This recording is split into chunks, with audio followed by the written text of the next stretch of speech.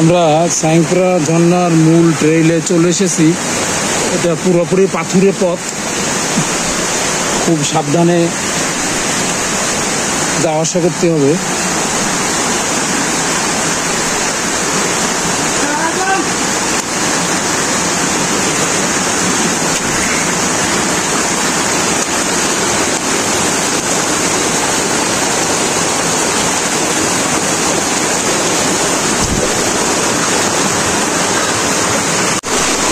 পথটা ছোট বড় বোল্ডারে ভরা।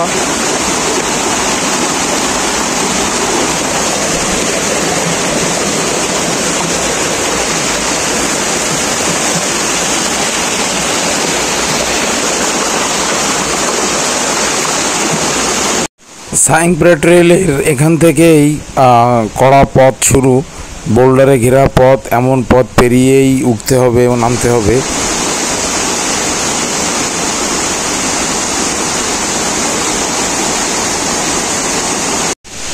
সাইংপ্রা ঝর্ণার যে সাইংপ্রা ট্রেইলে আসি আমরা, সাইংপ্রা ঝর্ণার দুইটা স্টেপ।